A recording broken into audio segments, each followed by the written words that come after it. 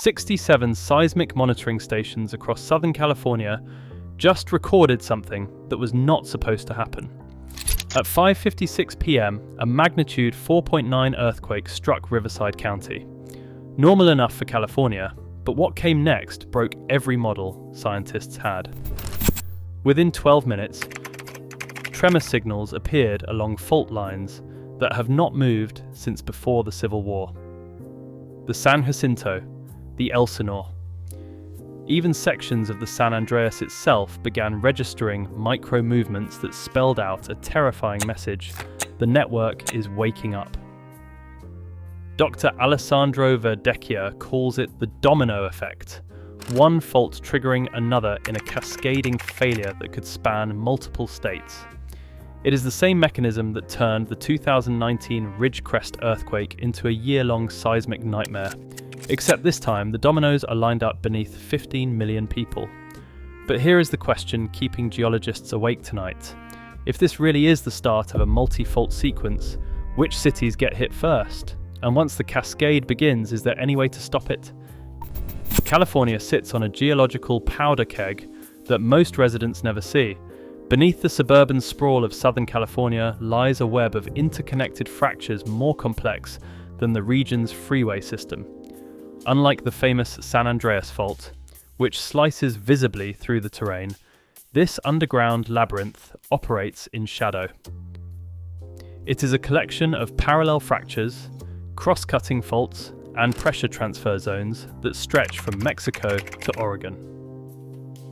The Riverside County earthquake did not just shake buildings, it sent stress waves racing through this buried network at nearly 5 miles per second, probing for weak points and redistributing pressure that has been accumulating since the last major rupture 167 years ago. What scientists discovered in the aftermath was not just routine aftershock activity. It was evidence of something far more concerning: systematic fault interaction across unprecedented distances. The same seismic monitoring technology that detected these underground responses has revealed another troubling pattern.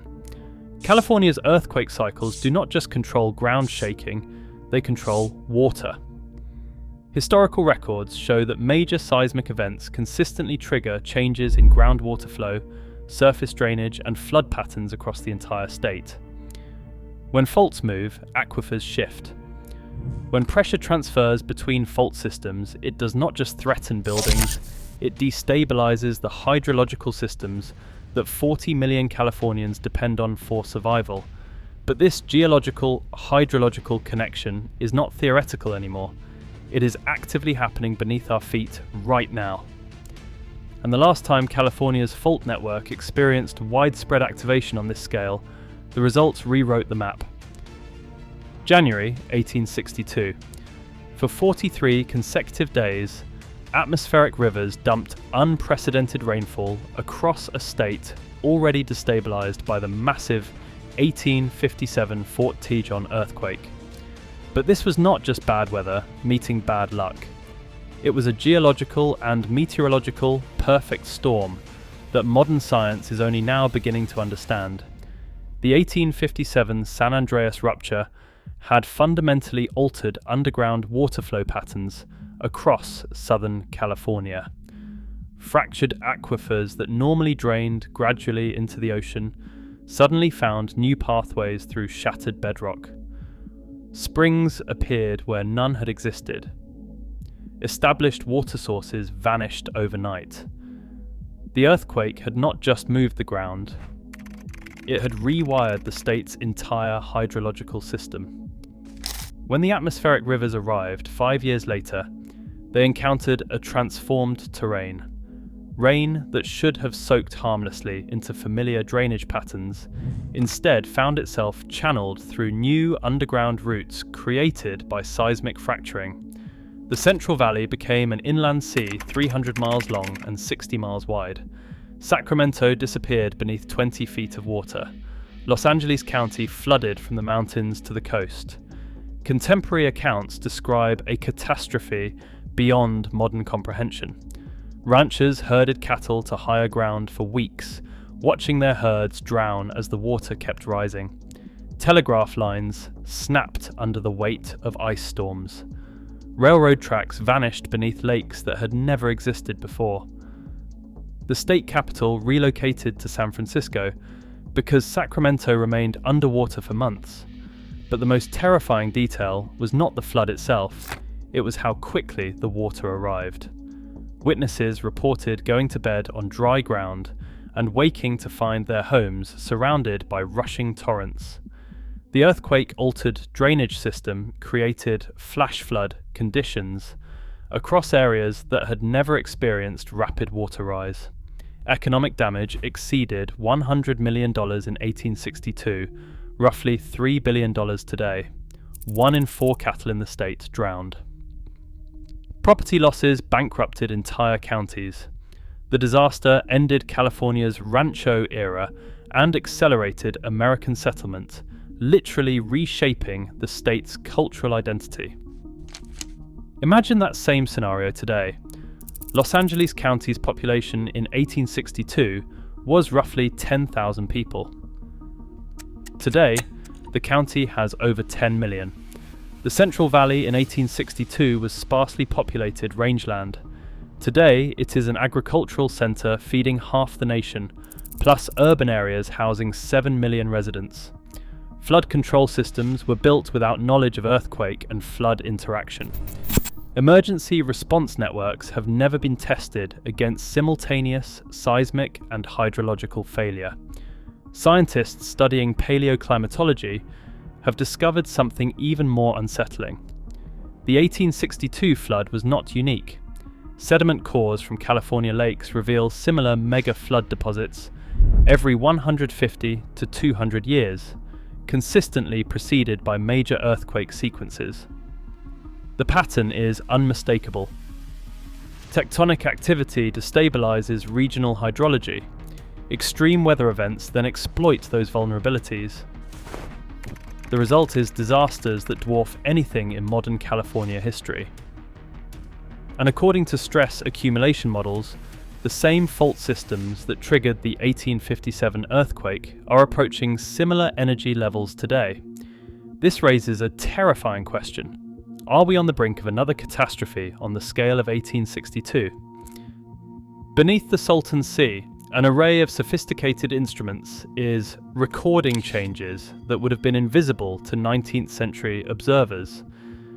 The same underground network that responded to the January Riverside County earthquake is showing patterns that mirror the geological conditions preceding every major California flood since record-keeping began. Dr. Susan Houff of the USGS describes what modern seismology reveals.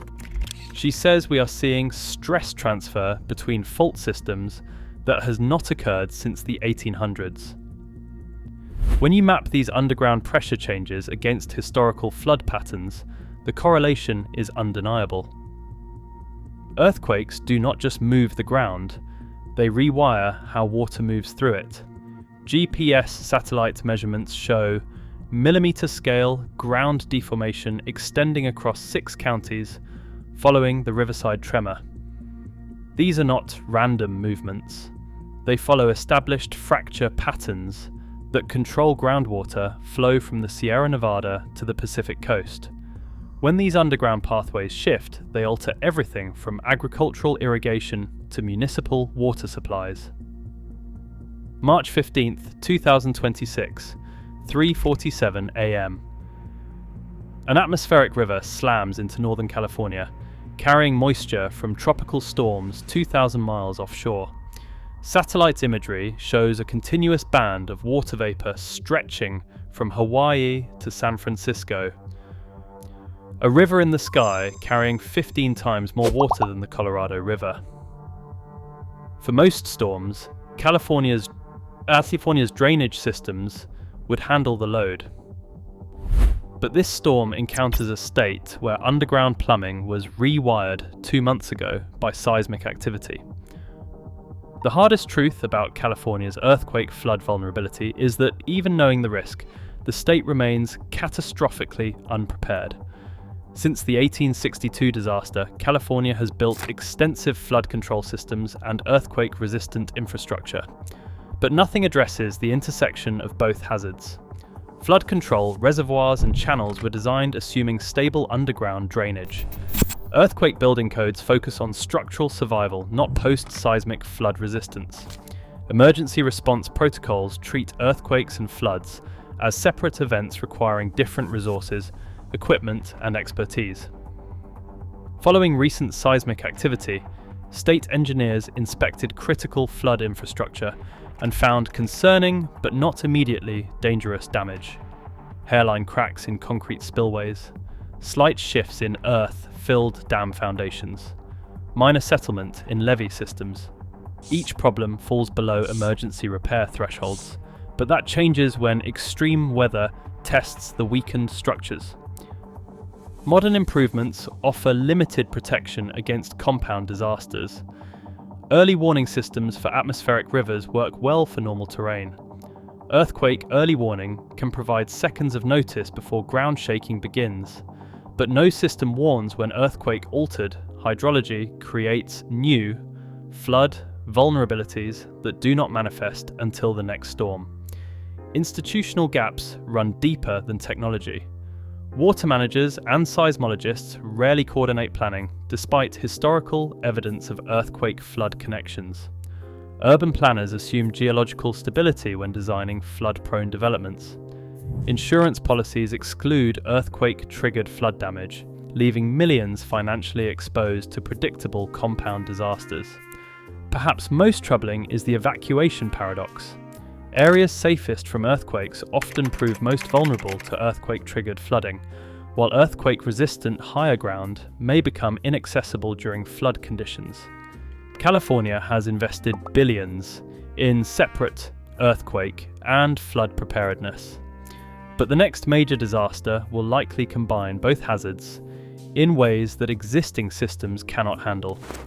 When underground water finds new pathways through earthquake-fractured terrain, 40 million people will discover that their state was prepared for the wrong emergency. Thanks for watching Earth Attacks. Subscribe for more revelations about the hidden forces that shape our world.